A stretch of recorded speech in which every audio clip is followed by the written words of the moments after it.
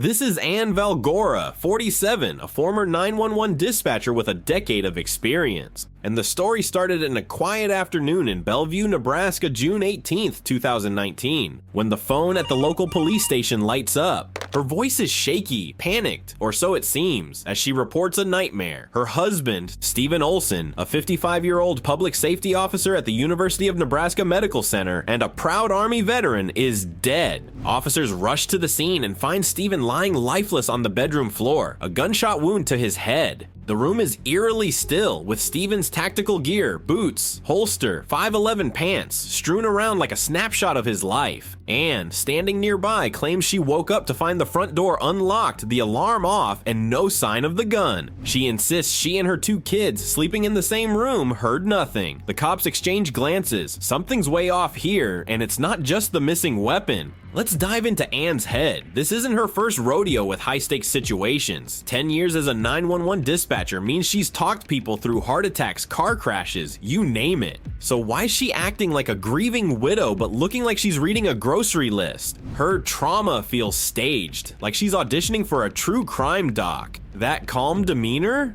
It's her dispatcher training kicking in, letting her fake distress while keeping her cool. But here's the kicker. Her story about the unlocked door and disabled alarm is a blatant red herring, screaming intruder alert. Psychologically, this is Anne trying to steer the ship before it even leaves the dock. Is she dissociating to cope, or is this straight up manipulation? No official diagnosis, but her calculated moves hint at a mind already plotting to dodge suspicion with a side of control freak energy.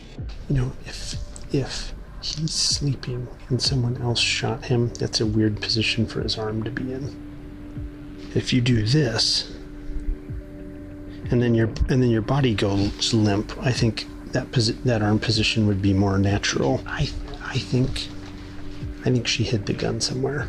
The cops start digging, and Anne's tale is falling apart faster than a dollar store umbrella in a storm. She claims she, Steven, and their two kids, including her 10-year-old son, were all snoozing in the same bedroom, yet nobody heard a gunshot?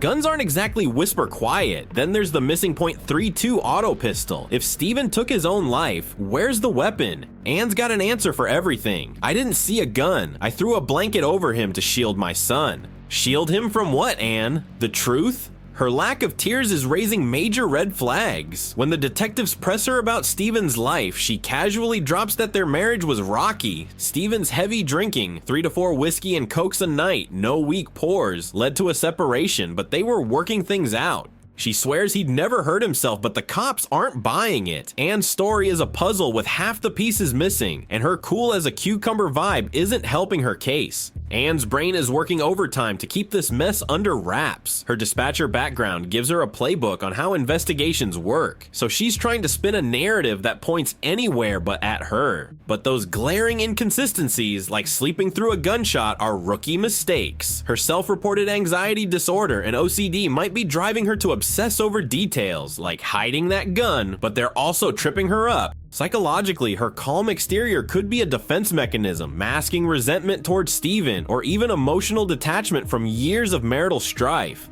Anne's not just dodging questions, she's building a fortress of lies, and it's starting to crack. The investigation ramps up and the cops aren't playing. They slap a search warrant on Anne's house and comb every inch. In the laundry room, inside an LG dryer of all places, they find the missing .32 auto pistol. Yes, Anne hid the murder weapon in a dryer. Talk about a spin cycle of bad decisions. Then, a neighbor's nest security camera drops a bombshell. No one entered or left the house that night. So much for Anne's intruder fanfiction. The real heartbreaker comes from her 10-year-old son, who tells police he heard a muffled gunshot in the night. Anne's response? Go back to sleep. Oof, that's cold, even for a true crime plot. In a second interrogation, the detectives lay it all out. Anne, we know you're responsible for Steven's death. She tries to keep up the innocent act, but folds fast, demanding a lawyer like she's in a Law and Order episode. The jig is up, and Anne's house of cards is officially flattened. Hiding a gun in a dryer? That's Anne's OCD and dispatcher smarts clashing with pure panic.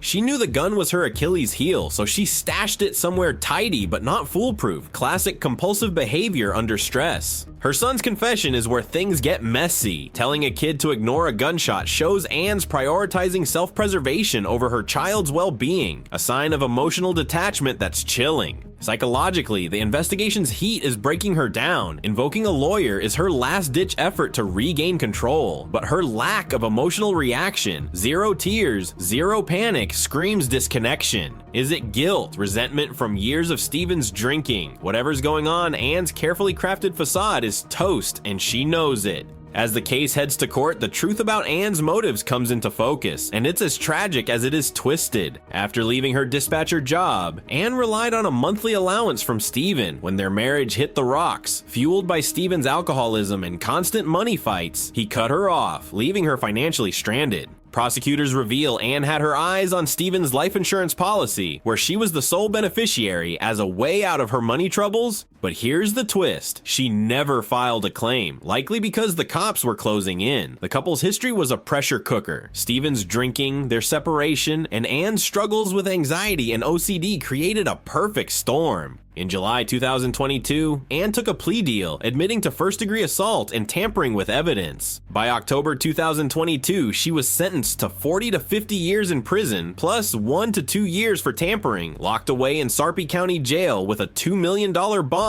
she'd never meet. Steven's memory as a dedicated officer and veteran lives on, while Anne's actions leave a painful scar on their family. Anne's motive is a gut-wrenching mix of desperation and rage. Losing Steven's financial support wasn't just a hit to her wallet, it was a betrayal that left her feeling powerless. Her anxiety and OCD likely turned that life insurance policy into an obsession, a lifeline she thought she could grab by staging Steven's death. The muffled gunshot, probably using a pillow to dampen the sound, shows chilling premeditation. But her failure to claim the insurance suggests a flicker of guilt or a total collapse of confidence as the investigation tightened. Psychologically, Anne hit a breaking point where Steven's death seemed like her only way to reclaim control. Her cold dismissal of her son's trauma and her composed interrogation responses point to emotional detachment built up from years of marital tension and financial stress. Anne wasn't just desperate, she was done, and it cost a life. Anne's whole intruder story, complete with an unlocked door and disabled alarm, was a page out of a bad crime novel. Her dispatcher experience gave her the guts to try it, but her sloppy execution, like claiming no one heard the shot, made it fall flat. She's got the brains, but not the follow-through. Nice try, Anne, but this ain't CSI. From her fake panic to her quick lawyer card, Anne's playing everyone like it's a game of Among Us. Telling her son to sleep through a gunshot, that's prioritizing her own hide over his heart, a move that's equal parts calculated and callous. Major villain vibes. Hiding the gun in a dryer is peak Anne. Part genius, part what were you thinking?